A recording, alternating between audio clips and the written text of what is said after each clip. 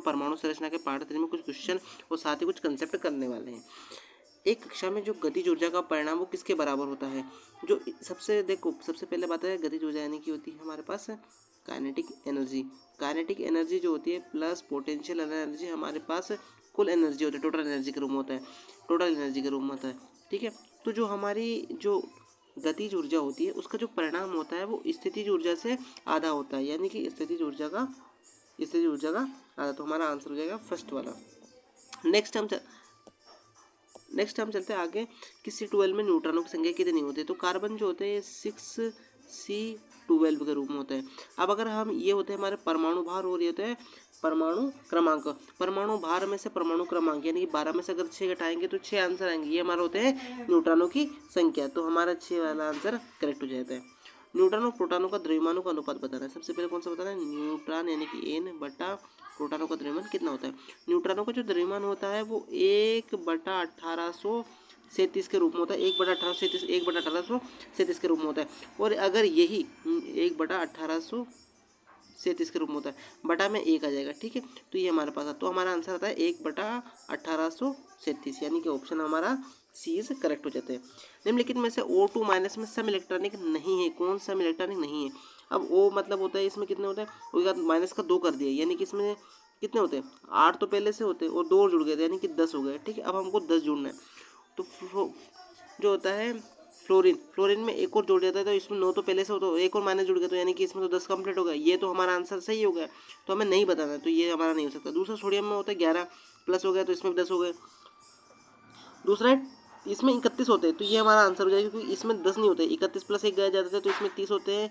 इसमें भी 10 बचते हैं और साथ ही साथ इसमें भी 10 बचते हैं और इसमें भी 10 बचते हैं। ठीक है, तो हमारा आंसर हो जाएगा ये वाला। ठीक है, तो मैं इसको थोड़ा सा बेक कर दूँ जिससे ये बिल्कुल करेक्ट हो जाए।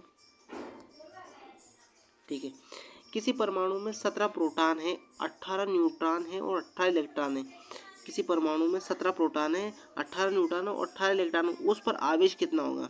ठीक है, अब मान लें ये कोई एकसेक तत्व है। ठीक है, इसमें 17 प्रोटॉन है, यहाँ पर होंगे, और कितने हैं? 18 इलेक्ट्रॉन है और 18 न्यूट्रॉन है।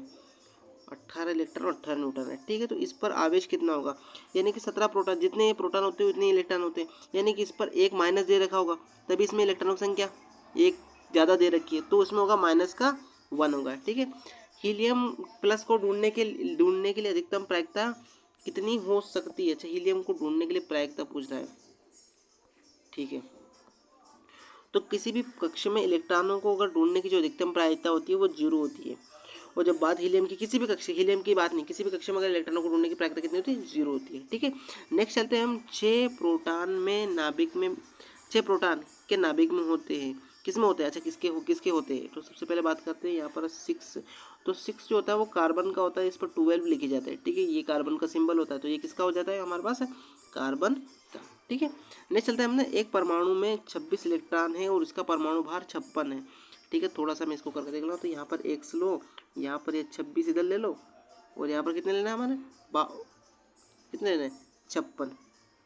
ठीक है, तो इसमें नाभिक में न्यूट्रॉनों की संख्या याद करनी है, तो 56 माइनस 26 करेंगे, वही हमारे न्यूट्रॉनों की संख्या हो जाएगी, यानी कि 56 माइनस का 36 कितने हो जाएंगे? 6 में से 6 चलेंगे आएंगे, तो कितने हो जाएंगे? 0 हो जाएंगे। यहाँ पर कितने?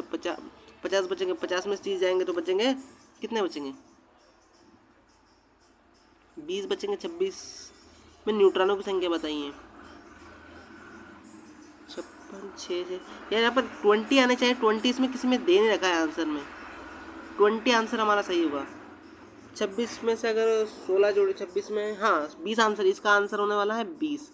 इसमें कुछ में दिया नहीं है, तो इसका सारा आंसर, अभी ये पुराना क्वेश्चन है तो इसका आंसर 20 आना है। ठीक है, दूसरा है नोवा तत्व जिसका परमाणु क्रमांक 25 है और परमाणु भार 55 है, तो इसमें नाभिक में होंगे, नाभिक में प्रोटॉन प्लस न्यूट्रॉन दोनों होंगे। अब बात आती है, देखो सबसे पहले एक्स लिख लेते हैं, इसमें होता है परमाणु क्रमांक कितने दिए गए? 25, तो नीचे लिख लेंगे परमाणु क्रमांक 25 को, ऊपर कितने दिए गए? 55, तो जितने प्रोटॉन होते हैं उतने हमारे पास क्या होते हैं? इलेक्ट्रॉन होते हैं।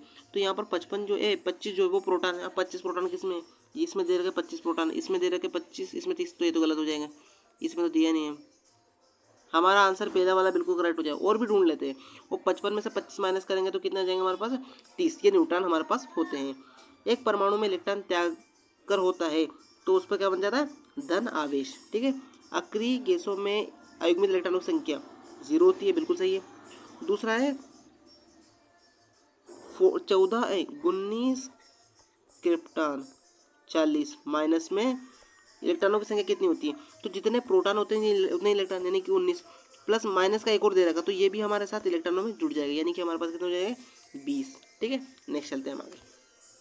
रदरफोर्ड के परमाणु मॉडल में क्या डिफरेंस रहा, ठीक है। तो रदरफोर्ड के परमाणु मॉडल में कुछ कमियां थी और ये परमाणु मॉडल की कुछ कमियों को दूर आगे साइंटिस्ट ने किया। यह परमाणु निकाय के स्थायित्व को व्याख्या करने में क्या रहे, असफल रहे। यह परमाणु के रेखीय वर्णक्रम बता रहे थे।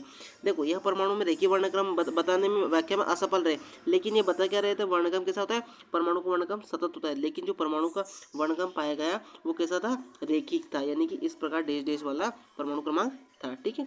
अब द्रव्यमान स्थिति किसे कहते हैं, जब किसी नाभिक में अपने अवयवी न्यूक्लियनों से मिलकर बना होता है तब उसका द्रव्यमान और उसके अवयवी कणों की कुल द्रव्यमान में कमी पाई जाती है, तो उसे क्या कहते हैं, द्रव्यमान की क्षति कहलाती है। द्रव्यमान की स्थिति को डेल्टा एम से दर्शाते हैं, बराबर होता है न्यूक्लियनों का द्रव्यमान योग माइनस का समस्थानिक का भार, और नाभिक का जो स्थायित्व है वो द्रव्यमान क्षति के अनुक्रमानुपाती होता है।